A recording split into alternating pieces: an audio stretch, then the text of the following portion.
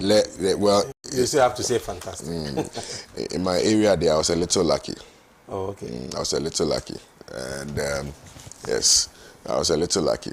This weekend, we didn't suffer doom so much. Okay. So maybe I was fortunate. So maybe this week will be worse. I don't know. Yes, but, you know, the doomsday situation in my area, I won't mention my area so that they'll go and put the light off there. I won't mention it. I live in East Legon. So they should target this. They should target East Legon. They should target East Legon. They should target East Legon. You don't believe that? Oh, I don't believe what? Don't you think they should target East Legon? Oh, they're everywhere. Where? Because there's a load shedding. So if but they can actually target some specific places. Of course. Burkina Faso rejects Human Rights Watch's report on village massacre as baseless. Military ruled Burkina Faso has rejected as baseless accusations a Human Rights Watch report that soldiers killed at least 223 villagers in 2 attacks on February 25. The government of Burkina Faso strongly rejects and condemns such baseless accusations. Communications Minister Remtalba Jean Emmanuel Ouedraogo said in a statement late on Saturday, the killings at Modine and Soro led to the opening of a legal inquiry. He said, while the inquiry is underway to establish the facts and identity, the authors, HRW, has been able, with boundless imagination, to identify the guilty and pronounce its verdict. HRW described the massacre as among the worst army abuse in Burkina Faso since 2015. These mass killings appear to be part of a widespread military campaign against civilians accused of collaborating with Islamist armed groups and may amount to crimes against humanity, the New York-based group said on Thursday. According to the Burkina statement, the media campaign orchestrated around these accusations fully show the unavowed intention to discredit our fighting forces. All the allegations of violations and abuses of human rights reported in the framework of the fight against terrorism are systematically subject to investigations, followed by the government and the UN High Commissioner for Human Rights. The junta on Thursday suspended BBC and Voice of America radio networks from broadcasting after they aired the report accusing the army of attacks on civilians in the battle against terrorists. The West African nation, under military rule, has been battered by an insurgency that swept in from neighboring Mali in 2015. Thousands of civilians, troops, and police have been killed. 2 million people have fled their homes, and anger within the military and the mountain toll sparked 2 coups in 2022. My question is very simple. I mean, we know that undoubtedly Burkina Faso has been battered with insurgents, and they have tried, but failed in addressing these steeped challenges. Now, they have actually found a leeway. They've tried to push back and fight back. And again, the Western media with their propaganda. Only because we have a military leader, only because France has been booted out. So they are trying to start an agenda against, you know, the Burkina Faso leadership. I mean, what do you have to say about this? Yeah, Kwame, thank you. Let me say good morning to our cherished viewers, and also let me say good morning to the Afarfanto family across the globe. Kwame, issues of human rights and human life are very important issues. Anytime they come up for discussion, as much as possible, we need to be very dispassionate about them, or passionate about them, and let the truth, whatever that has to be, said about it, come out. I read a story, and for me, what I see to be the bone of contention in the story is the fact that the Burkina Faso, the government, the military junta is accusing the Human Rights Watch. They're accusing them of, if you like, putting the cart before the horse, because the case, the accusations are being investigated. And so while that, if you like, the issue is still being investigated, they have managed to come out with a report of their own, that suggests that some wrongdoings, have been perpetrated in the country, which the government is not happy about. Because if there's a investigation going on and it is not completed, on what basis then did you come out with your own kind of report and verdict? I think that for me, that is the bone of contention. But it looks as if, yes, maybe there were some excesses, possibly. But then it doesn't warrant the actions that have been taken by the Human Rights Watch. I believe that whatever be the case, they should allow the investigation to go through the process to its logical conclusion, for the truth to be established before we can make any meaningful, if you like, discussion about it. But for them to come out to say what, if you like, what they deem to be the truth, when in actual fact the investigation has not been completed, is quite worrying. You see, as you rightly said, in their quest or in their fight against this jihadist group, they've identified, per the story, they identified some collaborators, people who have been collaborating with these jihadists. Jihadists, these people, as we said the last time, they don't have any permanent place. And so when they enter, they try to establish cells and also operate within the ungoverned spaces. Yeah. And so certainly they will need collaborators within. Absolutely. For them to be able to do. I think per the story, they had identified some collaborators and maybe some actions were taken against them. But as to whether what they did was unlawful, as to whether the number quoted is true, it will depend on what comes out of the investigation. Sure. So for me, they should allow the investigation to go through the process and also, let us know the truth. Because as I said, any matter that has to do with human rights and human life is very important. Well, thank you very much. Let me remind you again that you're watching the Newspaper Review segment here on Pan-African Television. We're streaming live on Facebook, facebook.com/Pan-African Television. For those of you who are on social media, you can follow our page, like it, and then follow the conversation. We've been joined in the studios by Ambassador Sampi Ale. Good morning to you, Uncle. I trust you're well.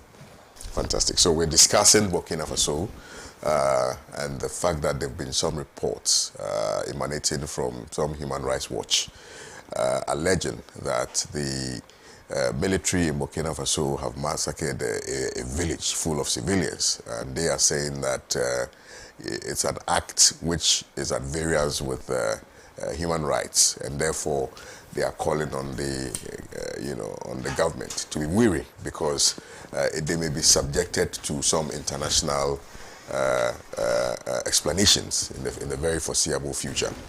Now, the converse argument has emanated from the offices of the military junta that is in office now, and that they are saying that this is just a smear campaign against them, primarily because of what has happened. The fact that they have successfully survived after the coup d'etat, and they are trying to, from 2015, they've not seen any better results. I mean, they're making inroads, and obviously the Western masters have started a campaign against them. I just want to pick your thoughts on that. Well, Kwame, like Ebo said, any attack on the human rights of any individual is not acceptable, be it in Burkina Faso, Israel, Palestine, or America. No human rights abuse is acceptable. And I'm very worried about the Western press, the Western institutions that have been established primarily not to see anything good about Africa. I am saying that out of experience of decades of reportage. Now, Kwame, there was some time when you were in Europe and you switched your television to Africa, all you saw was Somalia, people hungry, and all those things. They never report that they get their cocoa from Africa. They don't report that they get their gold, diamond, whatever it is from Africa. They don't do that. All they do is to report human rights abuses, as if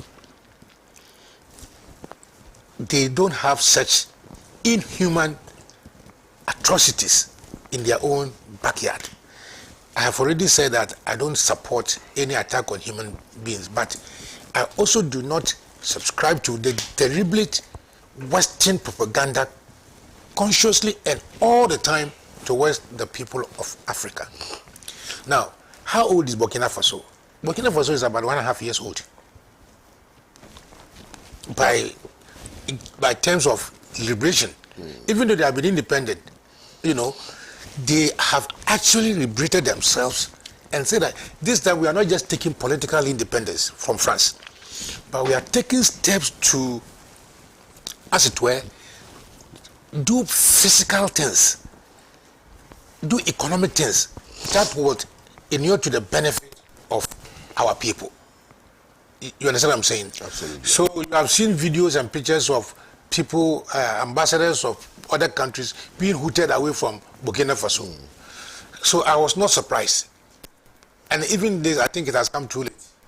Because I was expecting it long time ago. It is a known stereotype, game they play.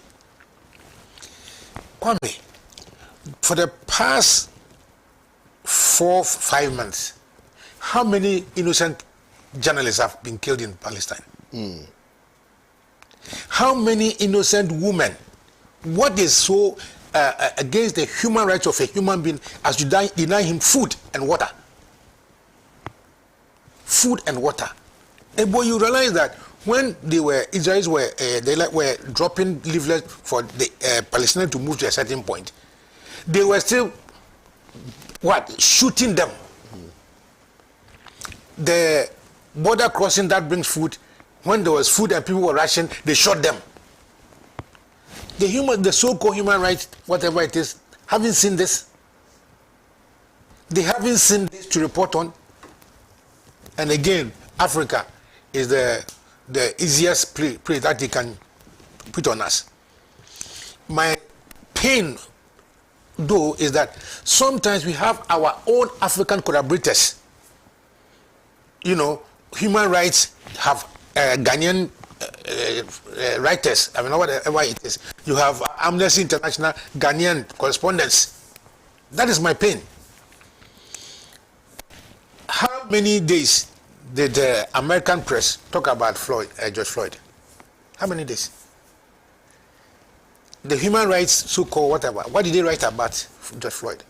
Today, as we speak, if you go to Guantanamo Bay, there are some people locked up there, permanently there. For doing what? On mere suspicion. On a plot they themselves designed. Have you read some literature about the 9/11 episode? Have you read, apart from what the Americans were saying? No, I haven't. Take your time to look at the alternative facts. So, I want to end by saying that Africa cannot continue to be the second-class citizens of any European country. When we have our own mistakes, we see that we have committed our own mistakes. Please, Western world, allow us to correct our own mistakes and grow. After all, you are about 2,000 years old, in a 200 years old. We are just starting. If we talk in terms of natural development, we are just very young. You know, I'm not saying that people should unduly, intentionally attack others. But when you have jihadists from nowhere, groups you yourself have manufactured, group you yourself have sponsored, terrorizing others, any responsible government will take steps to defend the rest of its people. Like Ibu said, the facts are now emerging. So let us wait for proper investigations, But I think I like the spirit of the Burkina saying that, look, this is, as usual, one of the ploys to downgrade what we are doing here. You understand? But the spirit of Africa will survive. Well, thank you very much, Ambassador Sampiale. May I remind you again, go to Facebook, like Pan-African TV's page, and share your views with us. I'll be more than willing to read the messages here on the show. This SML KPMG matter, hey, I don't know the facts of the case. I've been hearing it, but I've not taken my time to follow it. Anyway, let's discuss I think we should discuss that one. I don't know the facts, so you also don't know the facts. Because I needed education on that. The facts are very interesting. Okay. Because you hear Conflicting facts. Yeah. But let me hear Uncle's version of the facts. The facts are very interesting. Uforiata, the outgoing finance minister, came up with a story that it doesn't appear that GRA is receiving and accounting for the actual money that should go to the state. So they needed a revenue assurance company, just like the Kenny PDS. No, PDS was Revenue collection. no, that was for the ECG reorganization. No, of the I'm just saying, like it's a semblance of it. The semblance of it would be a Kelvin GVG Okay. that has been put between the telcos and the I agree. GRA. I agree. Even though the GRA is receiving data from the telcos, and the same information is what the Kelvin GVG is receiving. And the interesting aspect of it is that, to date, nobody knows the contract that was signed between the Ghana government and the Kenny GVG. Okay. You know, when it went to court, OWUSO said they should give her 6 months to submit the report. To date, the report has not been sent. Okay. So this is a revenue assurance mechanism. A company was incorporated in 2018 and headed by a former GRA boss to do the revenue assurance.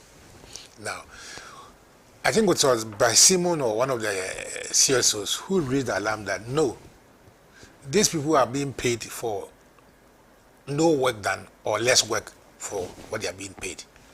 So, for the first time, the president was curious and said he would appoint KPMG to investigate. Some of us were of the view that KPMG will be doing be engaged in conflict of interest position. Because they are clients of GRA. GRA, yeah. But however, they have brought a report. Kwame, but the most nauseating aspect of the whole thing is that the president has received the report, even though he told us that he was going to commission a KPMG to do the investigation. The investigations have been done, submitted to the president. What does the president have to do? Publish the reports so that every Ghanaian will know. Because the GRA money is not for president alone, it's for all of us. Now the president has taken it and summarized it and released the report the way it wants it to be reported. However, in the short report that came, it came out that the company was SML was registered in 2018, did not have any track record, had not done any revenue assurance anywhere, and that was his first time, and that some monies have been paid to it that ought not have been paid to it. You know, and the president saying that they should look into that, and sort of saying that they should terminate the contract, say that they may terminate the contract.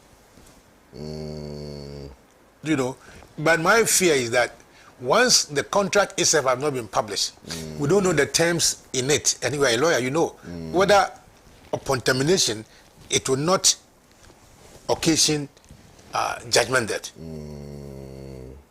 You know, so that is the tussle between the COCs and the president. Essentially, what you are saying is that in 2018, a certain company was formed. In fact, an allegation had been made against GRA that they were not optimizing collection. So that's the first fact. Then you are saying that triggered an involvement of a third-party company for the purposes of resolving that matter. Okay. And you're saying that that company was set up in 2018. 18. And so as they were going on with the upstream, they just put sensors on the petrol tank. What simply they do is that, GRA was using dipsticks, a dipstick. Yeah. And for a dipstick, as you use it daily, there's some corrosion at the tip. And then a little drop of that is about 100 gallons of liters. So that is not an efficient way to do it. So the best way to do is to put sensors. So that when you get to the level, yes, in sensors and out sensors. So as you are loading, the sensors are telling you the volumes, and then as it's coming out, the sensors will tell you how much of petrol have been drawn from the Tamoya refinery or whatever it is. They are taking their oil, both whatever it is. But question is, couldn't GRA have bought? They have got technical department. Couldn't they have just bought these sensors? It is not that the company have people physically on the tankers. They just have installed these sensors. So these sensors are, if you are a serious organization like GRA, you could have just purchased the sensors yourself and run it without having to pay third parties, like Kwame, like you were saying. You see what it means. Now, secondly, who watches the watchman? If the revenue assurance company say that, we have done 200 million for the purposes of calculating their commission. No, so what is the guarantee that that document, that numbers on record will tally with what DRA has said? So there's not been any reconciliation done over the period. That's the dilemma we have. So you are saying that, yes, the third party is supposed to ensure that the right thing is done by way of revenue collection. Yes. And so the company is supposed to sort of take the money on behalf of government. No, GRA will do it. But they have provided a system that makes it easier for GRA to do the know that, revenue yes, collection. government is not cheated. Okay. They have to put, and they are paid how much? Do you know the amount? It is a certain percent, 12% or so, a certain percentage. Of whatever GRA... Of whatever they say is the volume. Is it just for the purposes of... Is it just a business or center for the purpose of what? Oil? Or is just general GRA collections? No. First they started with oil, that is petrol. The downstream. Downstream is where the tankers and everything. Then the upstream is the... FPSOs and the rest. So now, okay, so I get it now, okay. So now these people are dropping big money. My friend, it's not small money. Oforiata also extended it to minerals. Mineral revenue. Hey. So this is a surreptitious way of controlling all the important That's right. So this is the main now. And I call on the president immediately to publish the GRA, then that's KPMG report. But Ernst & Young, Ernst & Young, another audit firm, on their own has voluntarily conducted another audit on the same process. And so it is interesting that the figures don't tally. Interesting. This country is being raped big time. Left, right, and center. I see. Now that you have an idea, you want to share something with us on this SML matter. Yeah, no, but the point is that what I've heard and what I've read, that's why I don't have the full fact. What have you read and what have you heard? That, you see, interestingly, the SML, when they took over, were not able to tell those who had, engaged in under declaration. Because if the problem was that people were under declaring, they were not giving us the actual... Pause. Let me go for this quick commercial break. I'll be back shortly. Quick commercial break.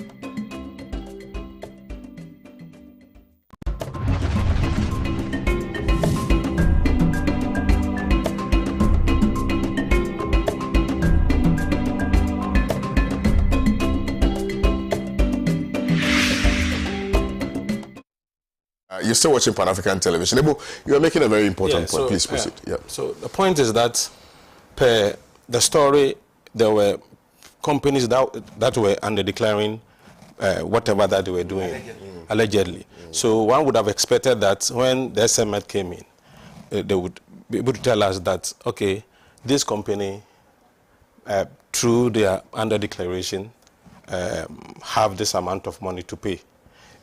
Do you get the point? That has not been done. Two, we also told that the same work that is being done by SML, NPA is also doing it. So do you get the point? So what it means is that the work being done by SML, as Uncle said, could have been done by NPA. They could have improved on their operations, and that would have solved the problem SML has come in to solve. I see. So that is why I'm saying that the issue, I'm also told that SMS started working as a subcontractor. It's like there was a company that was doing that already. So SML came in, and when that company's contract ended and had to be renewed, then that is when they brought in the SML. Yeah. So it means that there was already a company that was doing Oh, the revenue. NPA has the same facilities monitoring the revenue assurance. So this is a duplication. I see. Yeah, so that is All right. Rich Star just joined us. Good morning to you, Rich Star. Trust you're well. Very well. So school buildings and uniform revamp and necessity amidst education sectors was asking a question. Is there a necessity amidst education sectors was? I think I listened to Kwesi Kwarteng on one platform who came to debunk these allegations, but in debunking the allegations was also reaffirming or rehashing what the minister had said. So I don't know why he's contradicting himself, reprobating, approbating. I don't understand, because the argument was that they were going to change the school uniforms from what it says, the colors that we are used to, you know, the colors that give birth to all of us sitting here, to blue and white. Blue and white outrightly are MPP colors, and I've seen street lights painted blue and white in Dome Kwabenya. Street lights, yes, painted blue and white in Dome Kwabenya. In Hohoi, blue and white street lights. I don't know the new craze why we are so interested in painting the country blue and white. I don't know. Blue and white is MPP colors, but those other colors, the I don't know whether it's mustard or whatever it is, the brown and then so we used to call it Milo and bread. You see, the Milo and bread colors are not known to any political parties. Okay, yeah, but you understand what I'm saying? Yeah. The colors are not known to be affiliated to any political party. And that is the beauty of it, that when you are doing this, is like things which are very visible, things which are nationally inclined, you do not have to politicize it or create the impression that it's a political party or political, I don't know why MPP is, some elements in the MPP are so interested in. Anyway, let me start with you, Richard, since you just joined us. Good morning. Apologies for coming late. That's all right. On the motorway was... That's all right. That's all right. I experienced it a little bit, just that I know a shortcut, so I used a shortcut, and that's why I got here early. I'm not used to driving on the shoulders of the road. So oh, no, I don't drive on the shoulders. So I said I used a shortcut. Okay, that's how I come for you to teach me the shortcut. No, from Temade, I don't know the shortcut. Anyway, I trained as a teacher. Okay. So I taught for 4 years. So I basically understand the importance of children coming in school uniform and appearing good, and going to school where when your school is beautiful, you are able to say, well, this is my school, is beautiful. And so if we want to revamp our schools and give children uniform, there's no qualms about it. But there's also beauty in diversity. Because growing up, various schools have their own set of uniforms. So I attended an Anglican school. We're wearing blue. We're all wearing khaki, the boys, but the girls were wearing blue with white bands on the ends and white belts. Some were wearing more like cream colors with red, and others cream colors with blue belt for the girls, and then when you go to the private schools, they have their own set of uniforms that were designed. And I think at some point, when everybody was wearing the brown, the only thing you need to use to identify them were the badges. So if the children did not have their badges, it made it easier for children to be truant, to play the truancy in school, because you are not able to identify the school the child is attending. So if the child, for instance, is attending an Anglican school, and because the uniforms are the same, and you find him around Presby school, if you don't get close to look at the badge, or if the child is not having a badge at all, you'll not be able to see whether the child was avoiding school or anything. So bringing back the diversity also helped to check truancy, because now children are identified by the uniform they are wearing from afar. So if you know that the Anglican school is probably around this area, and the Presby school maybe around where the visa center is, and you find a child around the visa center and it's wearing an Anglican uniform, you may question what the child may be doing around that area when the child was supposed to be in the classroom.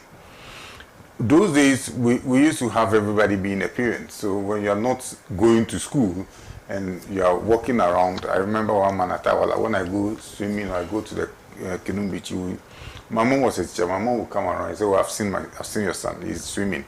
And then he would come and pull me from the sea, and then my mom will bring me back to school. They'll give me a small beating. I'll go and bath and come to school. But you see, it allows for that communal parentage, and people showed concern, and people were able to bring children, and you are afraid because you know that your uniform and where you are walking, people may ask questions. Now, if we decide that all children should wear one uniform, you bring back that level of truancy that we used to have when we decided that everybody should wear the brown and then the cream color. And so you'll not be able to detect where a child is going or where a child should be at what point in time. And so you easily ignore the child because your attention will not come to the uniform. Because the uniform is the first thing you see from a school child. So everybody in Ghana is wearing blue and white. Taking the political bit out, it's not too good for teaching and learning, because you will not be able to identify those children very, very well. When we're going for inter-colleges and inter-school sports, one of the key things that also showed the difference were the uniforms that the schools wore. It brought about a lot of beauty and all of that. So I don't know why anybody should think that changing uniforms would have any impact. In fact, it takes out the competition that the children have, because you feel some pride in the uniform you wear. The uniform enables you to talk about your school, that my school performs better in A, B, C, D, and that diversity comes. It's important that we establish that first. Then when it comes to issues of what happens in the classroom, teaching and learning, you see, when my cousin Asharu Damti was the mayor for Tema, he built some wonderful schools in Tema, the Tema metropolis. And it's sad that we don't have that now. He built high-rise schools to start with, to take out the shift system, which was a challenge. And then in each school, he put up bathrooms and toilets. And the plan was to clear the area and have school fields. It took people like Abladekum and others for training and coaching to be assigned to the school. He wanted to engage in talent development. So when the children come to school early in the morning, those who are footballers and others could go to the training probably around 5 to 6:30, have their training, and then when they are done with the training, they will go and have their shower, wear their uniform, and join their colleagues in the classroom. So when you are putting up school infrastructure, it's not about painting, it's about thinking about how to ensure that the school brings out the talent in the people. It is not everybody who is academically oriented. And So you need to have a holistic infrastructure that takes care of the talents, which may not be academic, which may be other things. People may have handicraft. And that was a concept of the GHS system, to allow children explore other opportunities that are available. Now, if we do not even have textbooks from where children will make references, and then you decide that you spend that money to paint schools and change uniforms. And you see, when you change uniforms and you are not able to get it for every child in the school, the challenge that may happen is that parents that do not have the money may be compelled to look for money. If they cannot raise those money, there will be inferiority complex that may set in. And once a child feels inferior, psychologically the child wouldn't feel belonging. And so the child is likely to begin to show signs of truancy, because he wouldn't want to go to school where others are wearing uniforms and wearing nice shoes, and he may continue to be in his old uniform. So even changing school uniform has always been a gradual approach. You do not take steps to say everybody should change their uniform at the same time. So when they were introducing the, I remember we were in basic school when they introduced the brown and the khaki, it was gradual. Some people still use the old uniform until they completed school. It didn't just happen suddenly. But like I'm saying, it took away all the beauty in diversity that we had at the time, because we had our unique uniforms and the school has a unique identity. And so once you bust all the uniforms together, that unique identity that the school has is taken away. And I'm sure in the wisdom of those who decided that the school should revert to the old uniforms, which is what is happening now, saw that we're losing something when they decided that all schools in Ghana should wear the same uniform. Now, beyond that, the amount of money that is going to be spent in trying to paint these schools and change them into NPP colors would do so, I don't know, would do so much in the schools. Like I said, I trained as a teacher, so I visit my former school where I was also an old student, and then I came back to teach. And I know that the school lacked a lot of things. Schools do not have library. And now modern schools have made computer libraries. Because if you do not have computer libraries, you are not able to teach so well. We are in a digital age where we expect that we can have schools linking up so that children will be learning from across board. So if I teach in Anglican, I remember during my latter part of teaching, they said St. Paul didn't have a pre-tech and a science teacher. So I had to leave Anglican 3 months to BEC to go and prepare them for BEC. Now, it should be possible for me to still sit in Anglican and teach the children in La St. Paul's without necessarily having to move, because then there was also, because I had not completed what I was doing in Anglican to Mama here, but I had to leave to go and teach in La. But if you have a proper library and you have a proper networking system, a very good teacher in one school will be able to teach in other schools. And those are some of the initiatives we expect to see, not in painting schools and changing school uniforms. A lot of schools are still under the tree. And I'm wondering how we are going to paint those schools in my village where they remain under schools, except for those who were, under trees, except for those who were built by World Vision. Recently when I went to my village, I realized World Vision had built some schools for them. Chrome in the Kota Krabwa district. I don't know if you know that. You don't? Yeah, Kota district. So when you go to the village now, World Vision had built the school. It is not a government project. But what I'm saying is that if government is not removing schools under streets, and familiar with what we are seeing these days, particularly in Tema, when the former MC Yashao Dam team was there, he was doing high rise. Now they are doing short stretches. it means that you are not even looking into the future because the population is growing. And so why would you put up dwarf structures? You need to put up high rise. Thank you very much, Richard. I deliberately said not to interject. I wanted you to have a field day on this subject matter. But let me read a few messages here on the show, and then we'll come to my brother Abel Bachman on the subject matter. Bosu Yao Evans says they used the same style to take Libya's Gaddafi off. Human rights, my foot. Then Banyine says really enjoy the discussion. Patrick Ingetia says good morning to you, Patrick. Pa Kwesi Esen says greetings to Pan-African Television and Dr. Sampiale. The GNPC is now being reconstituted by a cabal and is the situation of Nigeria as well.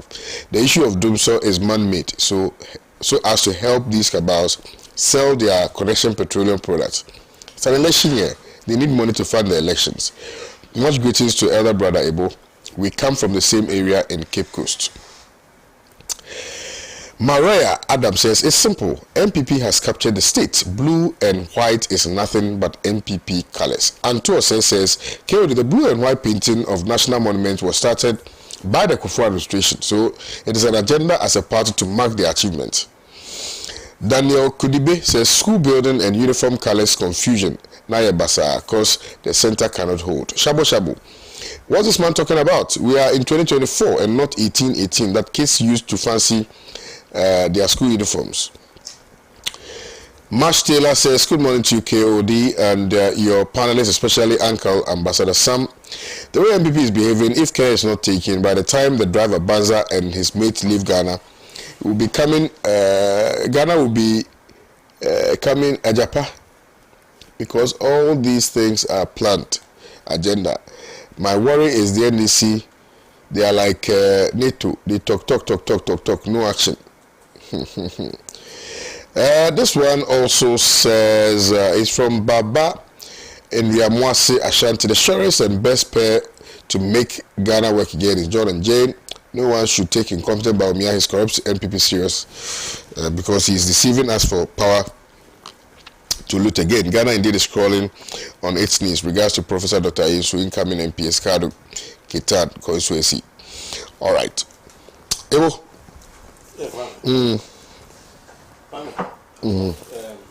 It's obvious we have a problem as a country. The problem is that we have failed to have a national blueprint to manage the education sector and other sectors of the economy. So a political party comes to power because they have the mandate of the people. They tend to do what they like. If it serves their agenda, if it serves their interest, then they will push it. Another political party comes to power and also does what it deems fit, because we don't have any national blueprint. Remember, free SHS at a point in time was made 4 years under President Kufuor. Then it came back to 3 years, all because we don't have, if you like, a blueprint for our education sector, which is quite worrying. We've allowed the politicians to be playing politics with whatever that we have in this country. And I've said this, that I don't know what is wrong with the education minister. Of all the problems we have in this country, in that sector, you think what is important for us to have is repainting of schools or painting of schools and giving students new uniforms. I mean, obviously the minister cannot be said to be serious. You see, Kwame, I have enumerated some problems. I mean, and the problems, I've said that if you rank the problems in that sector, painting of schools and changing of uniforms will not make the first 50 of the problems we have in that sector. on the scale of preference. So why would you do that? For example, we have problem of limited access to education. If you go to some of the rural areas, access to education is virtually zero. They are all Ghanaians, they are all human beings. Yet the system doesn't allow them, even permit them to go to school. What have you done about such kids? Because they are all growing up to be part of the society. So if you don't give them the opportunity and they grow to become whatever, negative to the society, then what are we doing? High student to teacher ratio.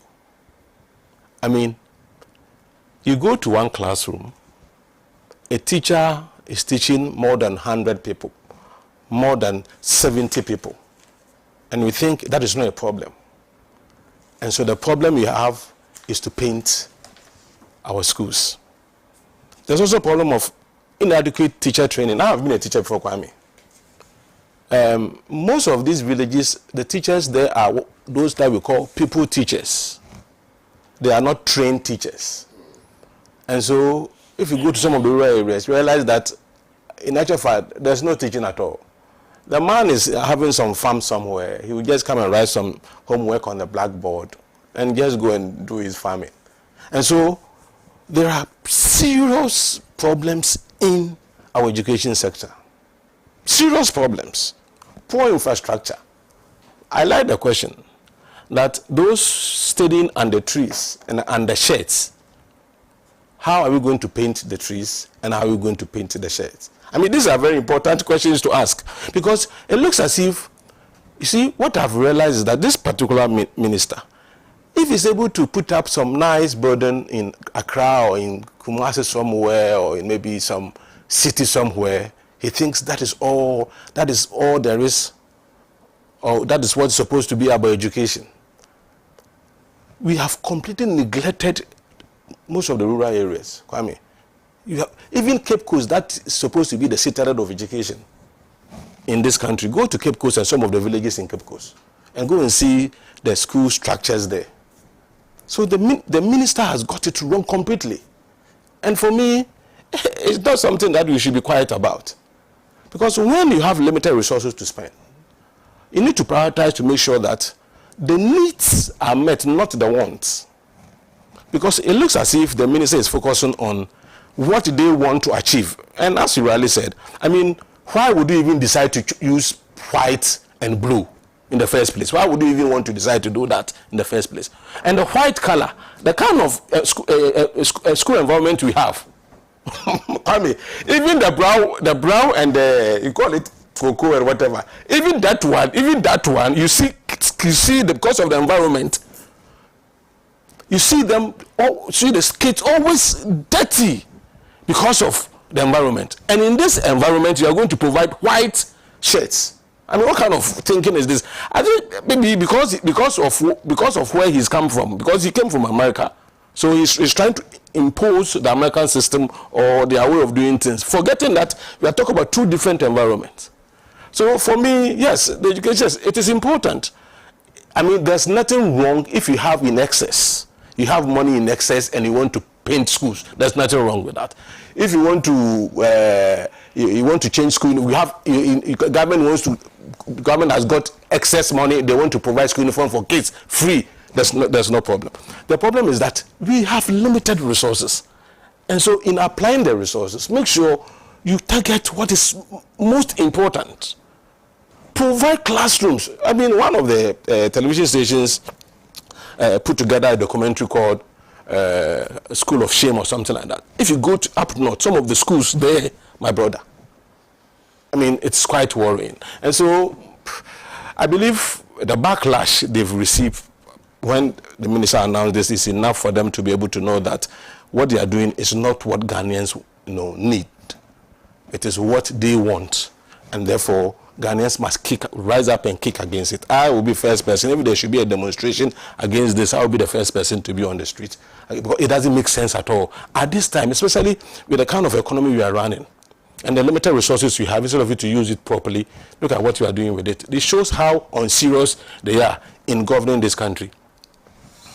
Well, Thank you very much. And I love the angle that you took this conversation to be honest with you. And I love the dying embers of your argument, where you made the point that if there's going to be any demonstration, and I kind of like that, because it appears that, I don't know whether it is because most of the demonstrations which have been organized by either the NDC or some people who are opposed to, this particular government have been unsuccessful, largely, because of intimidation and things like that. So they've been very silent. I don't know, but maybe Ambassador has, Ambassador. Let's hear from you, Ambassador. Mm-hmm. Yes, sir. What a wise man. Yeah. We see when sitting down. Mm-hmm. A fool cannot see everyone is at the treetop. Bro, at the TV, at the. Today, as we sit,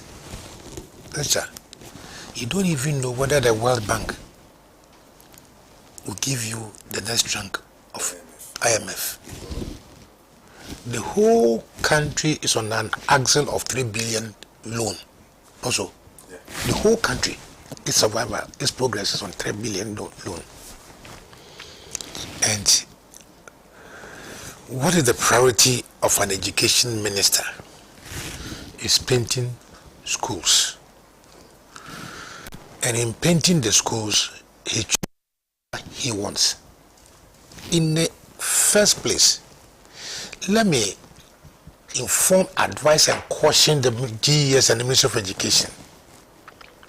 Their duty is only one: to provide policies for better quality education for our children. But they don't own the children that are in that school.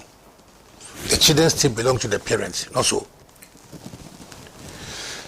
When I was growing up, like Richard, long before, we have the Methodist schools, the Presby schools, and all the schools, having different colors. And it was not just for the purpose of identification. It was also a sense of pride. Watch the maths and science competition. Do you see how students take off their t-shirt and then start? And I know you, anytime they talk about Presec, you are mad. I tell the village school and I'm proud of it. Yes. Achimasafo St. Paul's Community Secondary School. That's good. Oh, yeah. In Achimasafo. See, it is for good reason that everybody is given a name. Today as we speak, we have implemented a so-called free senior high school, by which young girls of 14, 15 leave homes and rent houses on their own. Richard, have you checked the teenage pregnancy rate now? Have you checked? Check, or you can Google teenage pregnancy rate now. You have done a program by which a whole table, when we went to secondary schools and in the dining hall, you saw what was in the two bowls, either rice and stew. Today, it is rice plus a small bowl of stew in the middle for secondary school people. Today, we don't have textbooks in our schools. And by the distribution of about 400 and something thousand laptops or tablets, we think we have solved a problem. That is funny. Funny. Because the student population in the central region alone is what? And I'm not sure whether they have put in another budget so that the rest of the students can be supplied with. Why are we consistently bringing up policies instead of uniting the people, but discriminating against us? Discriminating against people. Now you see, you are now going to create one special class of students with laptops, tablets, and another class without it. Is it not discrimination? Is it not widening the discrimination? Why would a dichum think that? A dichum that could see what in their PRO.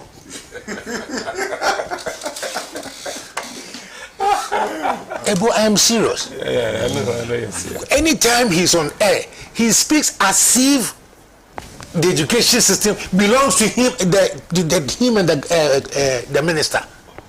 Yesterday, I was listening to him on one of the airwaves, one of the stations, and his demeanor, in explaining, I said, look, you are at the wrong place.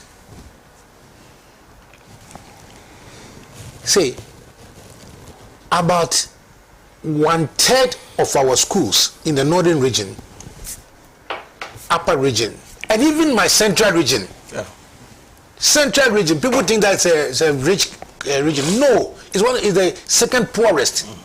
But Uncle, you see, you forget that Greater Accra region is not Accra and Temao. I am coming there. Chief, go beyond Cape Coast, Amasma and the rest of the places, and see the school structures there.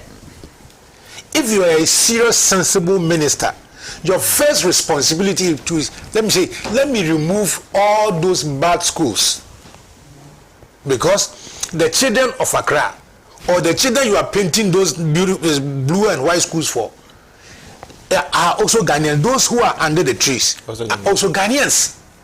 So to create equality, you build the same facilities at Accra, at Amasaman and the rest. No, so then you are being serious. This is a country where for 5 or 6 years that we have run an educational program without textbooks.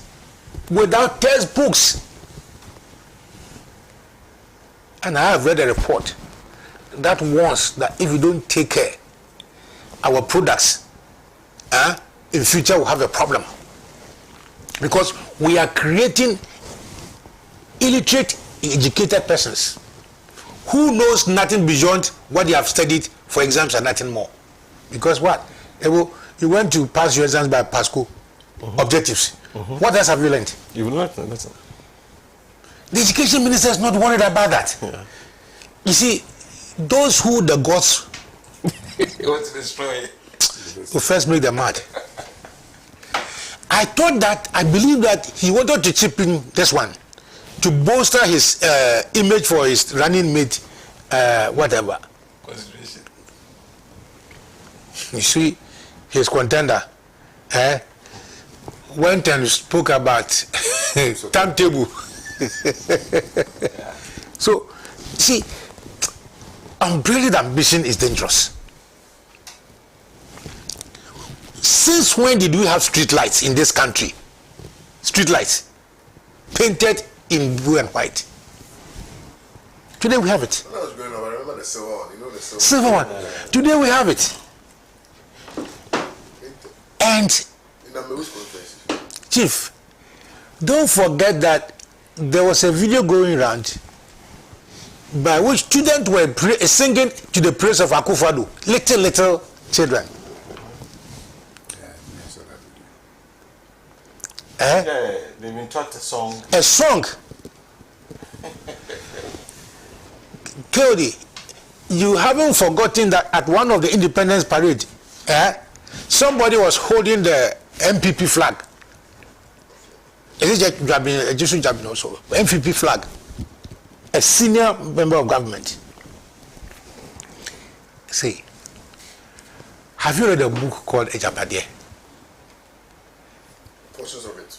I want you see, that the service the state is doing to itself is not discussing the contents of this Ejapade, even though every page of it has been implemented. Every page of it has been implemented.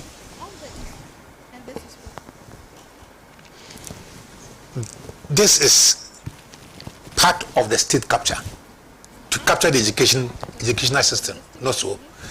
Give a certain orientation to the children. They will grow up to become what? Yes. So this one will be painted. No, maybe they will refurbish it first. You see.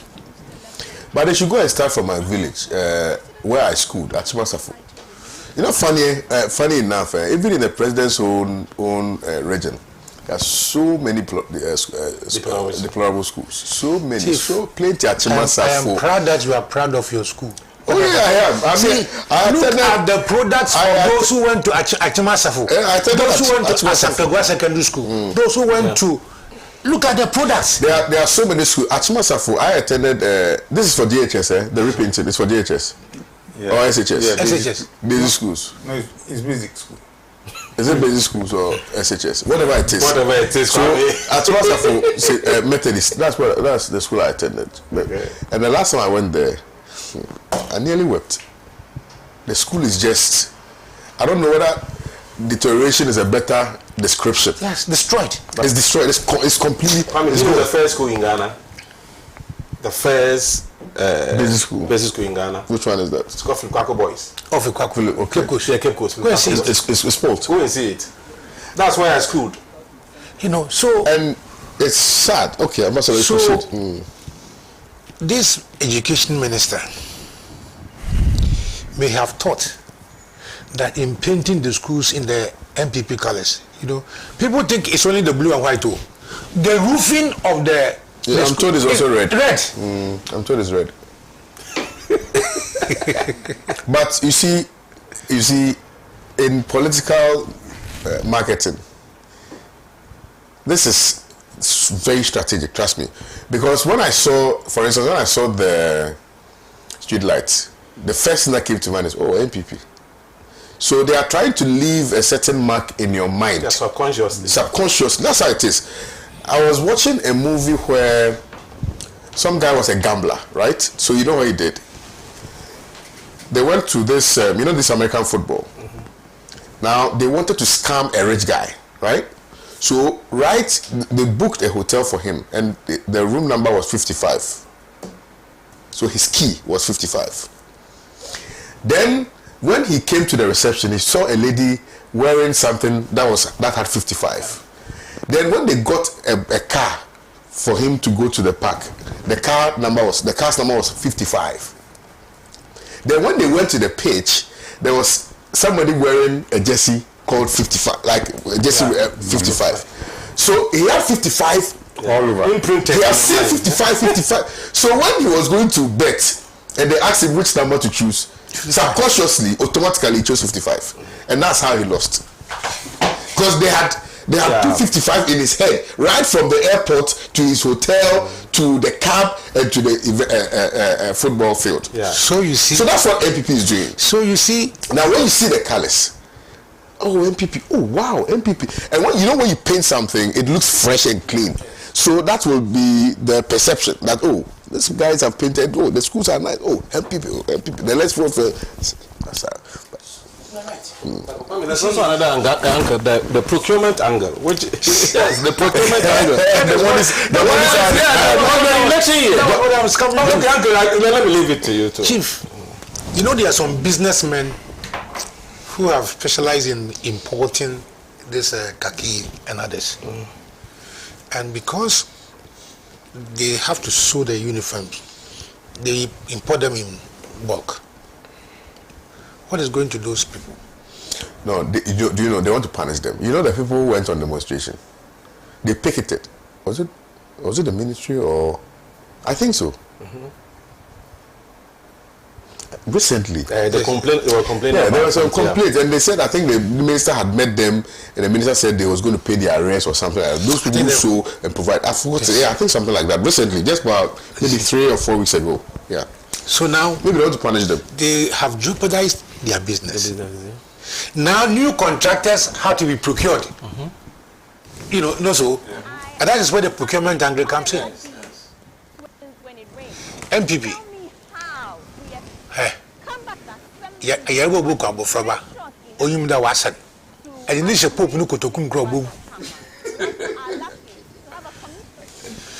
Whether you want to do this to imprint in our subconsciousness or what, we don't care. When Kwame Nkrumah gave us indoctrinations, MPP criticized it, that they were poisoning the Ghanaian youth.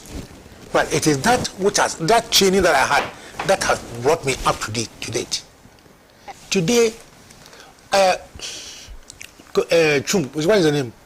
The minister. Chum.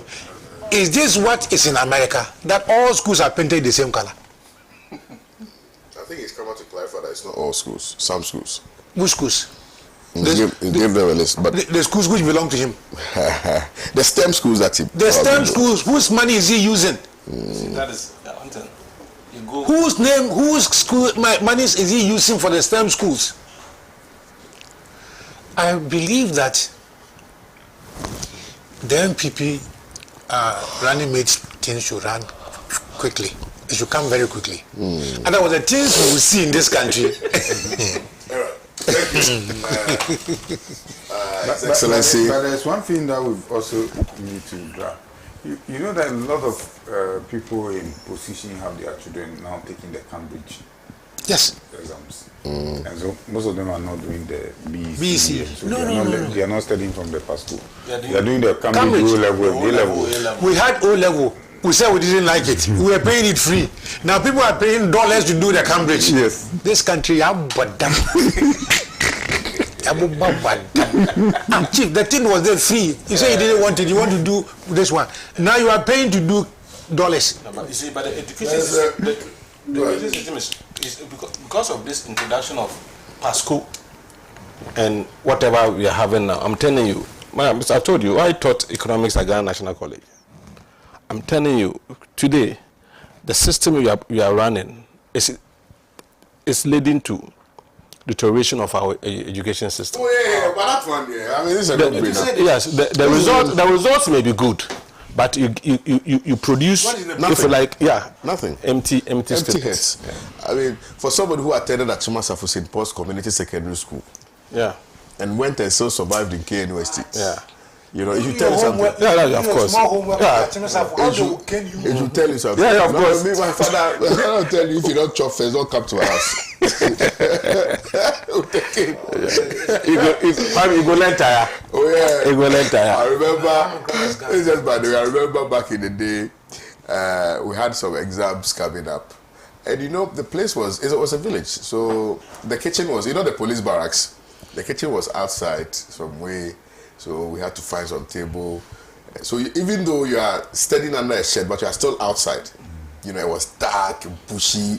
But then if you sleep problem. So I remember my feet was in some bucket. Somehow the mosquitoes too. Then there's light off. You have to use bobo. Yeah. You know bobo? Yeah, I know bobo. You have to use bobo. By the time you finish your nose will be. I can't remember. I said no. People at Achimote and other schools and we have to use bobo. I remember. I was fortunate to have attended Osajifu's own school, Ghana National College, for my Form 5, and Ogasco for my 6th Form. Oh, fantastic. Yeah, so no, Samia Samia is far behind. Samia would have been my student if we were the last batch of the A level. Okay. So we were This guy was Afinyo Makin was my junior. He was my junior. He was SS, but I was A level. We were the last batch. We completed 1996, the last batch. Oh, I see. And you don't have a single gray hair. What is that? I mean, I don't read. I don't look my age. I don't look my age. don't come second. I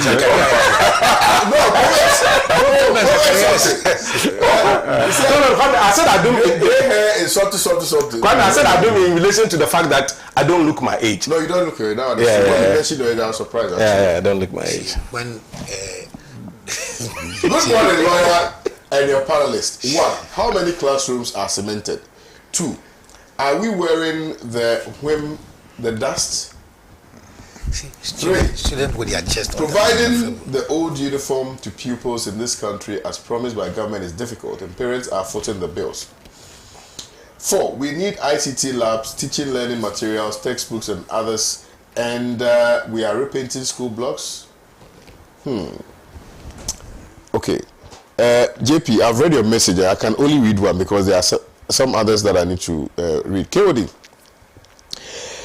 What is there in a uniform? What is there in a paint or color? What is left for this MPP is to change the national flag into MPP colors. Hey, Charlie, don't give them ideas. So these people, when you give them ideas, no, they will do it. The number of the alleged missing BVDs keep changing like the 2020 election results. Asanko in Santa Maria. Interesting. Oh, I like that. Boss, good morning to you and your panelists. Trained teachers are waiting, posting fate lies in the hands of a party chairman to exploit us under shameless people. So let's not waste on this dying lion. Kwesi Blackman sent in this one. Wow. Good morning, Pan African Television. Truth be told, the education system in the country is not encouraging. I really fear what the future of our generation would be. Even the private schools who have the interest in helping education are being wiped off gradually. Jamil Yaya from Kwewu West in Koko. Hey, Charlie, it be true. MPP should change Ghana to MPP. Massa. Share, Massa. Don't do that. These people. Good morning to you, panelists. Victor from Tumu. The MPP agenda is to own the country, but they should know that Ghana is bigger than their group. Our eyes are open. Yesterday, I met an MPP woman who was retorting to me how Ghanaians are so stubborn and that we don't read and we don't pay attention to our history. Because if we did, we wouldn't have voted for Akufo-Addo. MPP woman said, but this guy is from a family where they were people who stole from the country, who stole from this country, people who betrayed the country, people who concocted to see the overthrow of Nkro. You know, so the person said that it's like we don't follow our history, because if we did, we would never have voted for Akufo-Addo. MPP, see, let me tell you why I think MPP is not a serious party. I mean, you have Alan Chamartin, Akufo-Addo. You chose Akufo-Addo over Alan Chamartin. You have Alhaji Bawumia and Alan Chamartin. You chose Alhaji Bawumia. I mean, that should tell you they are not serious. That should tell you they are not serious. Let me read a few more messages, and then we come to the other two serious matters here on the show. Maria, I think I've read your message already. Anyway, let me go back to discussing the topics, because they are okay. KOD, you do it all. You were able to mention your former school, but from there you got yourself at KNUST, and from there to that and the plenty. Oh, massa, play school. Then we go some. We don't finish safe. Waka, me PhD. Now me. Alhaji Hamza and Pay Farm says, good morning to you, my brother. It is time for President Nado to be called to order. The disrespect and the act of undermining our chiefs in this country. What happened in Damango over the weekend is too shameful, to say the least. The act of disrespecting our chiefs by the president is becoming one too many. I sometimes wonder either same can be done to Ochihine or Santehine. Surprisingly, Honorable Abujinapo, who hails from there, also supported the president's actions to disrespect his own overlord. God have mercy. Felix Apia says, good morning, bro, and good morning to your men on the show. Good morning to you, Felix Apia and Elmina. I'm told there's light off in Elmina this morning. Why is Akufo-Addo doing that to my hometown? President Akufo-Addo, don't be visiting our hometown like that. It's not nice. We don't like that. We are going to discuss the other issues. And I know people are interested in the last two.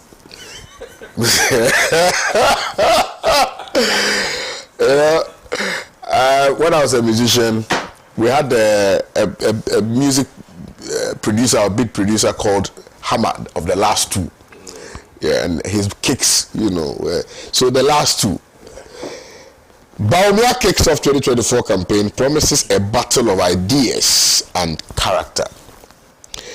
EC explains how BVDs ended up with recycling company. Ebo, Alhaji Mahmoud Bawumia, he's starting his campaign in the Eastern region today. I've seen a lovely post by Samuel Oku, my brother and friend, and I won't be ashamed to say that on my show. announcing that the vice president appears. I think he may start the campaign from Samuel Oku's constituency, but he's kickstarting his constituency. His campaign today. He's not even mentioned. We don't know who the running mate is to Bawumia. The man is confused. Okay, proceed. And it is within his right to start his campaign. But as to the content of his campaign is what Ghanaians are waiting for. It's on record that he was the brain behind NAPCO, which is the suffocation. Good for oil, he was the brain behind it. Yet the prices of fuel still skyrocketing. It looks as if whatever this man has touched has not been successful. See, people don't know this. When they started this National Cathedral, at a point in time, he was the one leading it. So I remember he was in Central Region to meet the local PBB committee. That's when he was telling them about the fact that he used to attend this church and all that. He was the one championing it. Until they got to a point where they realized that the thing is not flying. That has been his style. If it's not flying, I'm not part of it. If someone is doing something is flying, then he goes to align with, to take credit for no work done. So that has been his style. Of course, as I've said that, because of the way we have allowed our system to be, it's because MPP and NDC have always been the two parties. Whoever each of them brings, we have to go in queue and vote for the person, whether the person is good or not. That has been the system, and that is why there's a need for us to change this system. Because, what does he have to offer, really? You remember when he was declared the winner after the presidential primaries, he said he was going to bring blue economy. Do you remember? Mm-hmm. Why is he not talking about blue economy again? This is a confused person. He's a confused person. He said at a point he said he was going to digitize school feeding, and he even gave timeline. Charlie, Kwame, quite honestly. So because MPP has elected him, he should become president, or he should be considered to be president. And he's talking about what? Ideas and what? Character. Ideas and character. As the one who sits as the chair of economic management team, we need ideas to solve our economic problems. We need the ideas now to solve our economic problems, because Ghana is sinking economically. And you say you have ideas, you have character, and you are still the chairman of the economic management team. And you are not using the ideas now. You are waiting to be president before you use the ideas. What kind of leader is this? Must we blame Bawumia for why should we blame Bawumia? Why? Kwame, you see? Why? Does the back stop with Bawumia? You see, Kwame, let's look at the issue of expectation and disappointment. Mm-hmm. We didn't know him until he was introduced to Ghanaians. Mm-hmm. And how was he introduced to Ghanaians? Mm-hmm. He was introduced to Ghanaians as someone who has got the requisite, if you like, prowess to help manage Ghana's economy, particularly the foreign exchange. Mm-hmm. That's how he was introduced to Ghanaians. Mm-hmm. So the president himself admitted that he will focus on one aspect of his governance, and Alhaji will handle the economy aspect of the governance. Mm-hmm. So remember, when we started, he was always going to Parliament to read budget with the finance minister. Mm-hmm. He was the one doing it. Yes, he was the one doing it. So if the economy is crumbling, if the economy is collapsing, who should we blame? Okay. Now, I understand what you're saying, right? There's also the possibility that, yes, he would have wished to do the things that he said he wanted to do. He would have wished. But you know that even in meetings, and you've heard and I know you know, that there was a cabinet meeting and a cabinet meeting. So the ones that Bawumia attended were the superficial ones. Hold on. Contrary to what you are saying, the meeting within meeting, he is part of the meeting and is always part of the meeting within meeting. No. He has always been with them. I have information to suggest. I have information to suggest. I'm trying to. You see, let's have a very. I know that you are. I know that. I know what I know. Yeah, I also know what I know. Yes, and I'm telling you. That is why I am also telling you that at one point the man had left something in the meeting, went back, and then they realized that Charlie. It was the 4 musketeers who had met and were having a problem. Hold on. It is being said to throw dust into the eyes of Ghana. No, this was said long before your primaries. He has always been in meetings with them. The 4 musketeers we are talking about. He has never missed any meeting with them. So let's say Uncle Sampiale has a company. Or in fact, let me use you because you have a fishing company. And then I am the financial director of the company. So we go for board meetings. And then he shares with me his vision.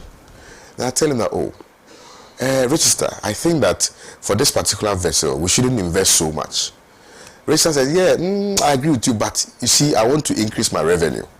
So even though your suggestion may be right, I still want to go ahead and purchase the vessel for the purposes of ensuring that I rake in more money. Please. Would you blame the financial director for not doing what he was supposed to do? So please keep your answer. I'll come to you. Who introduced goat for oil? If he wasn't the one in charge, he specifically, you are in this country. Goat for oil was something that Laji himself mentioned. And when they started it, they said it was his brainchild. So if he was not in charge of the economy, why did he introduce goat for oil? To solve the problem. They didn't solve the problem. He didn't solve the problem. No, I'm saying that he doesn't have it. He doesn't have what it takes to manage an economy. I mean, the fact that you've been a lecturer or the fact that you whatever. I mean, records. He's only a vice president. What can you do? My brother. He's only a vice president. My brother, listen to me. Vice president has responsibility. Which is? Head of economic management team. Us. Of course. That's an advisor. He can only advise. So are you saying that when he advises on digitalization, they take? Why he doesn't have any, if you like, any knowledge, any background. But when he advises on the economy, they don't take. Yes, because which serious government now, Kwame, which serious government that wants to solve problems will not depend on his economic advisor. Quick two questions. His advice on digitalization that they took and he implemented, is it yielding positive results? No. Is it yielding positive results? I was that question. I'm asking you a question respectfully. Kwame. Answer me the question. Kwame, answer. Let me tell you this. Answer. No, Kwame. Kwame. Let me say this. You see, let's not allow these people to fool us. The man is in charge of the economy.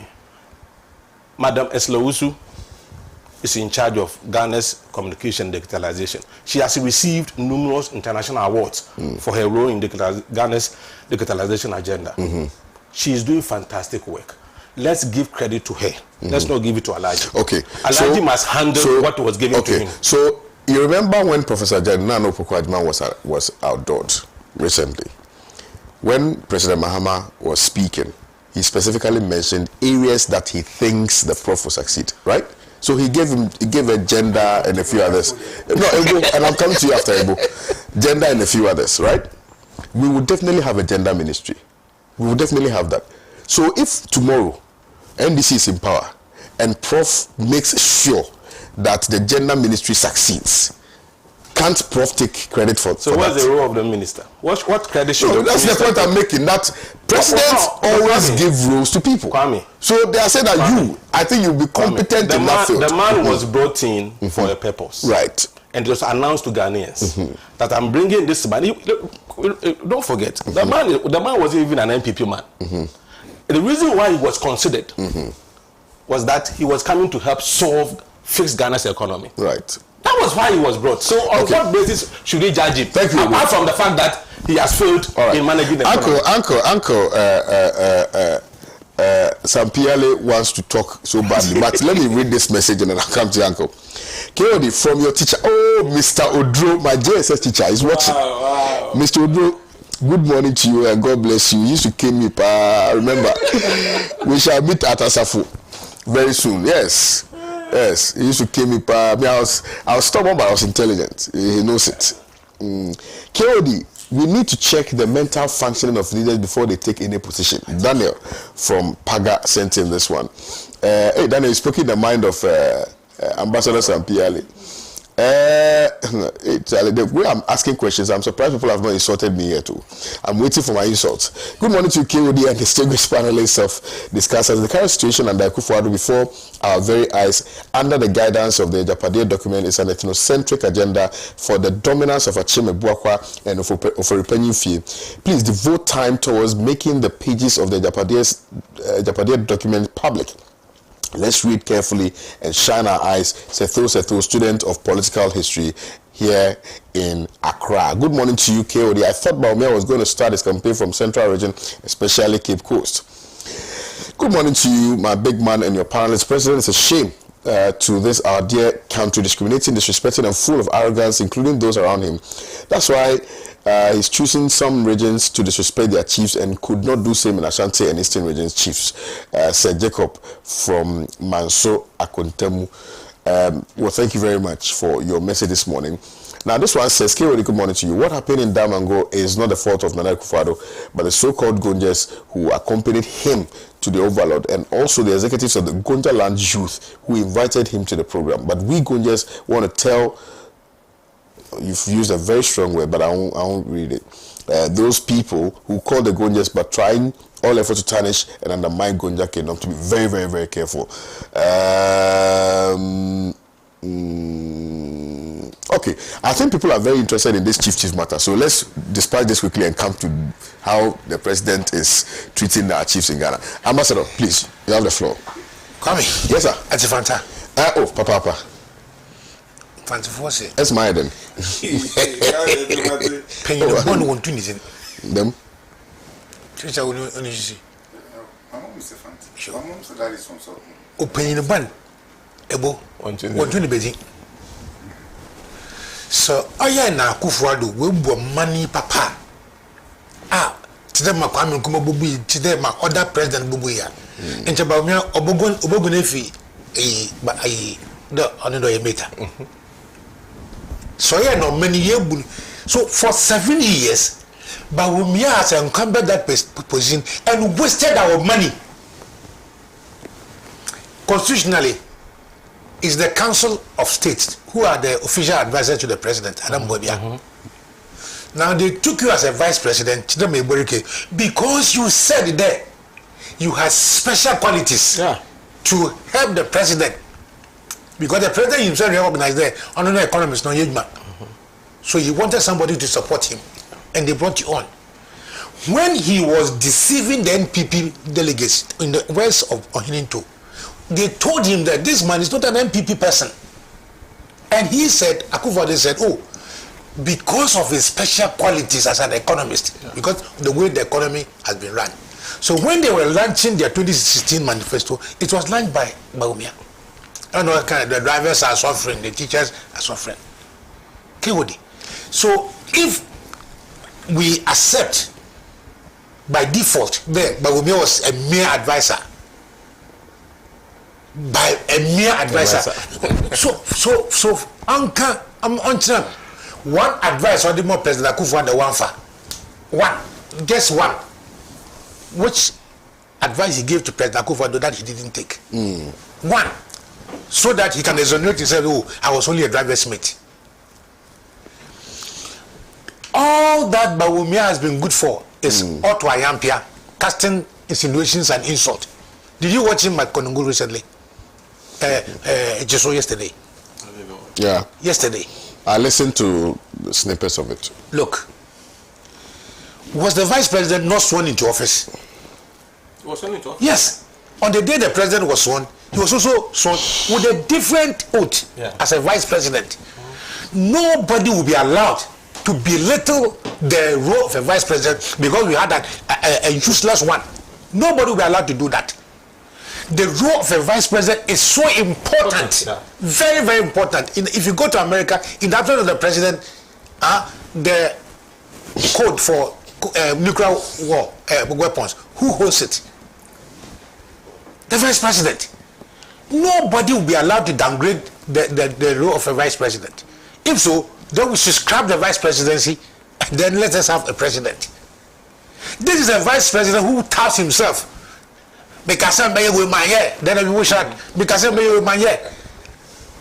One of his biggest achievements is a drone zipline. Yeah. Renting a drone to distribute is an achievement. Yeah, that's funny, right? Renting a drone. You go and buy a drone. Somebody has manufactured drone. You go and buy it. And you bring the company. No, you are not buying it. You bring the company, rent it. And today nobody even knows the cost of running that drone system. Nobody knows. And that's an achievement. Is he saying that he's going to run a campaign on character? Character. And what? Ideas? Ideas? Where's Kennedy Japan? He says what? Strategies, my excuse me. Ideas, excuse me. See, Konfuban, no see, Yaraba Bokromonkan. Ebo, here we are. Our economy is collapsed. You have introduced levy. You have introduced many other taxes as part of the government. In any serious country, the day he said that he was going to, attacking the government's economic policy, he should have been dismissed if it was possible. Because you can't be a member of the same government and come out criticizing the policies of the government. You can't do that. Because even serial callers and radio commentators, TV commentators, when they come to the station, they defend the party and its policies. Not so. How much more you, a vice president? An honest one, for that matter. So they sat down. And you see, honest one. These people, honest man is brave enough to criticize. And these people, they sat down.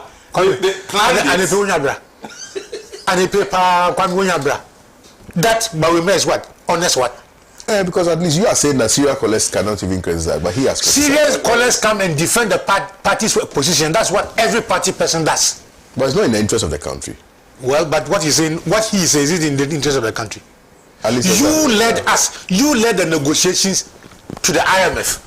You know that e-levy has been factored into our revenue sources. You know that you can't take it out. Then you are promising us that you will take the e-levy off. What were you doing when they passed the e-levy? On TV. Army. We should not allow anybody, like I said, to chip in the position of the. But no. What was he thinking when he gave Misata 174 questions? What was he thinking? You see, that point I was going to make. You see, when he said 170 questions, he didn't give it to President Mahama. He gave it to Pakwese Misata. He didn't give it to Setepe. He gave it to Pakwese Misata for a reason. Because he knows that when it comes to management of the economy, it's the vice president who's in charge. So why is he running away? Why is he running away now? We have run the economy. Of course, people are waiting for you, remember? Yes, we have run the economy. So the whole Ghana economy now hinges on a loan of 3 billion. Where is the IGP who took the key to the dollar? Where is the IGP? Where is the IGP who took the key to the dollar? No serious country will give him attention. I'm telling you. If Mbawumia was in NDC, he could not even be a bank chairman. Oh. Let me explain why. I'm telling you, Kwame. No serious. Because for how long has he been with MPP? For all his life in MPP, he has been a vice president. He has not been a MPP member for all his life. In NDC, if you are not a member for a certain period, you cannot take a certain position. So if I'm saying that if he was in NDC, he would not even be a constituency chairman. But that thing is wrong. Why? Are we not Ghanaians? To do what? Must you be a card-bearing member of your party before you can work for the country? You people should change that. But we are working for the country or working for the party. Bawumia, has he been working for the party or working for the party? But we don't have to follow the footsteps. I am saying that, but you see, Kwame, Kwame, who advocacy? I want to provoke you. Don't provoke me. That's not what the teacher at taught you. Look, we have taken many things for granted, and that's where we are. They bring Pasco, we accept it. They bring any independent schools, we accept it. And everything, we accept it. Now we have put on ourselves a man who does not believe in what he himself says. You know, in most of his things, as soon as he finishes, they start laughing. He's laughing. He himself doesn't believe in what he's saying. Some time ago, I invited trouble to myself. When I did a research and I saw that he had a British citizenship, right? I had a lot of troubles. But you know the rebuttal? The rebuttal was from Asasi Radio, saying that his nationality was a clerical error. We accepted it. Clerical error. British document for that has stayed for over 25 years. It was clerical error. We accepted it. You know, so call me.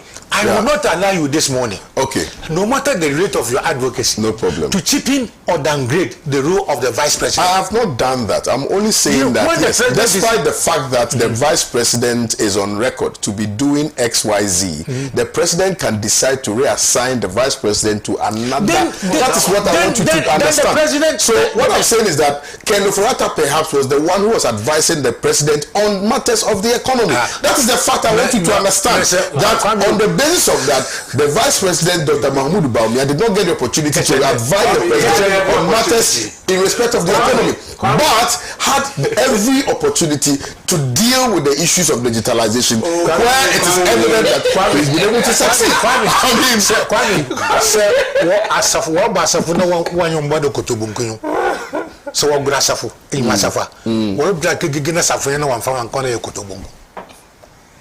If you are the vice president, and can allow another minister of state to take your position of pride, then who are you? So MPP thought he wasn't good enough to be Before the president, but he's good enough to be president. Is that what they are saying? You see, Maria Adam, if he was good enough, when the president set up the 40-member committee for the CD, you know he was left out. Maria Adam says before Bawumia starts with his campaign, he should tell the good people of Ghana who the intermediary is in the gold for oil policy.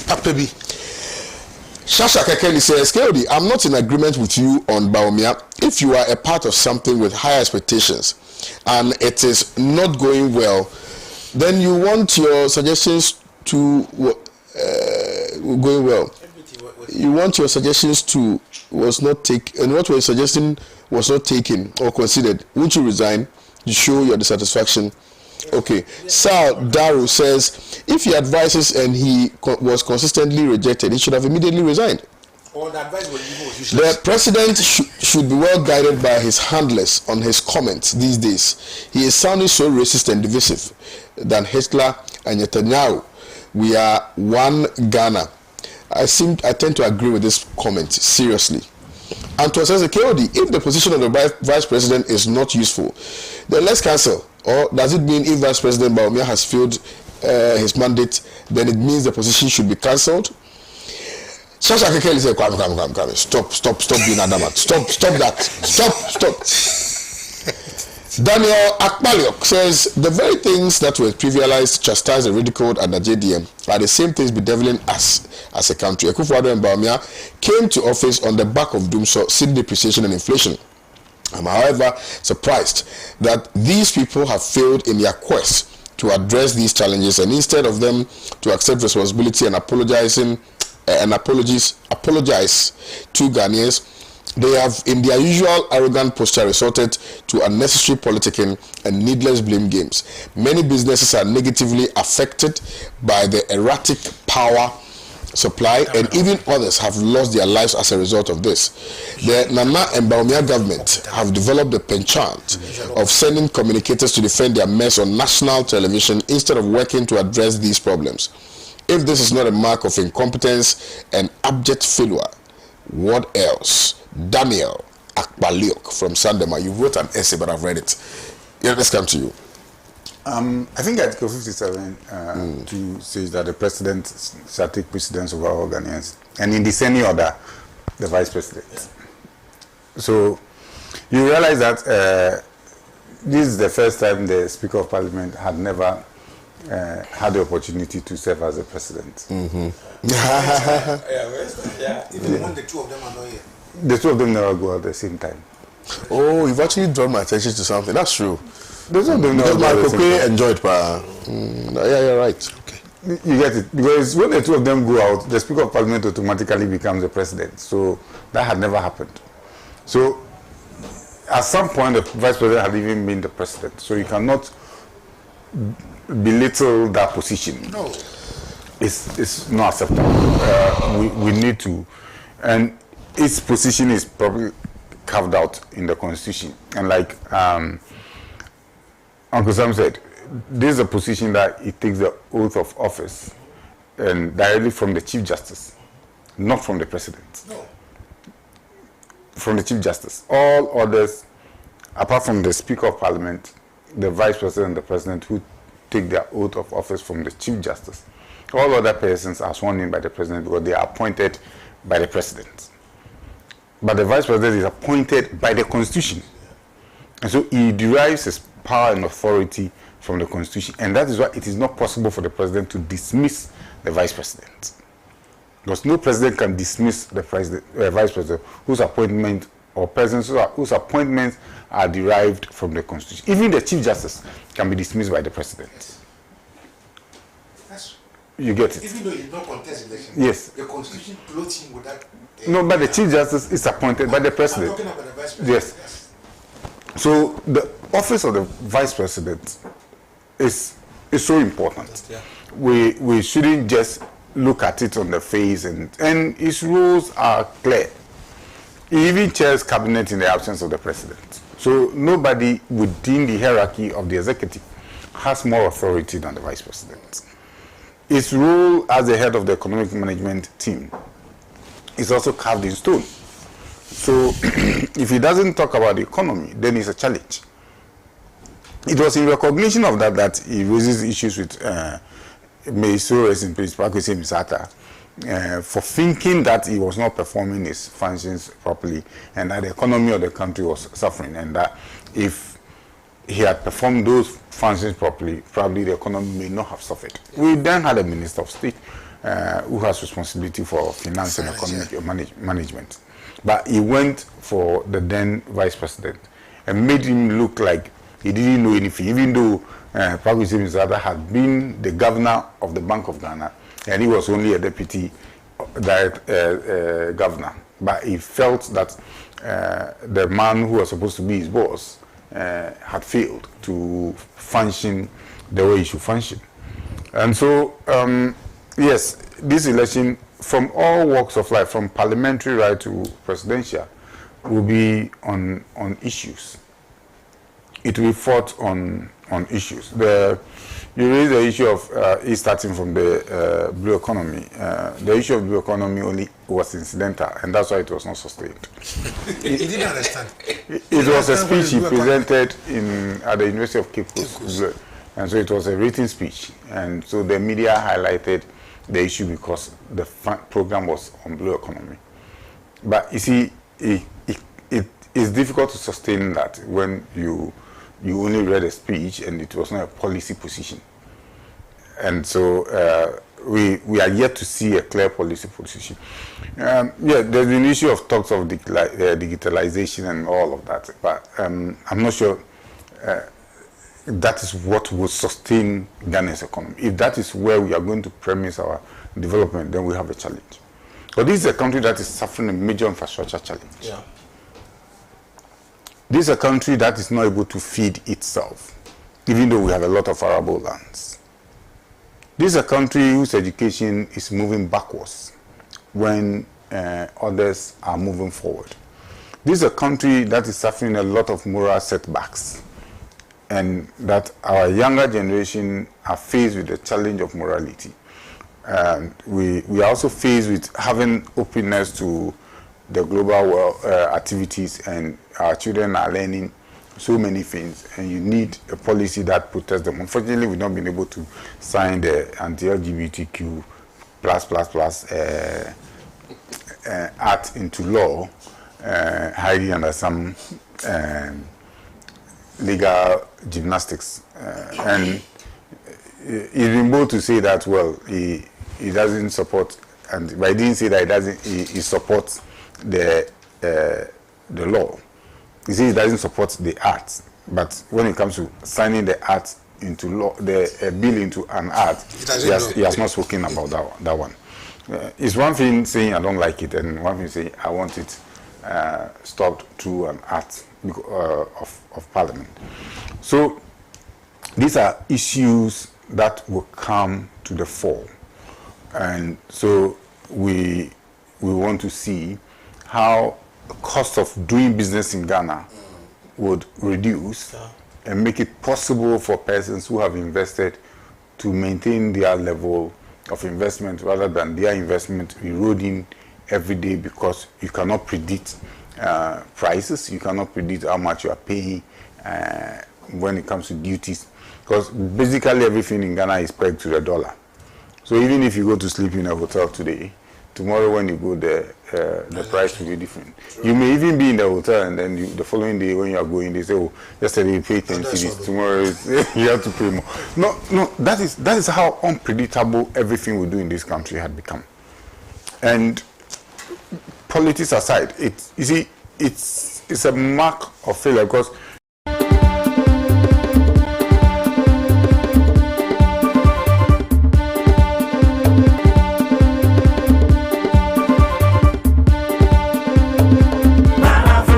truly African.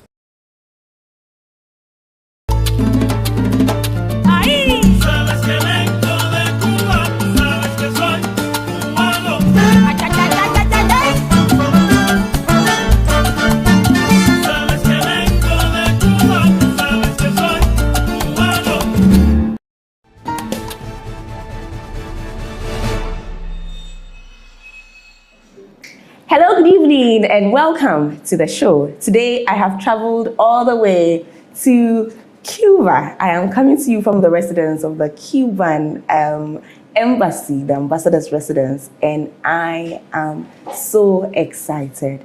It's a great time. This is a celebration of the 65th anniversary of Cuba-Ghana relations, diplomatic relations. I'm excited that I get to sit with the ambassador herself. She's one woman that I admire so much, for so many reasons. And for me, especially today, we get to learn about Cuba, we get to know about her, and more importantly, we get to understand, that connection, that first diplomatic... It's 14 cities.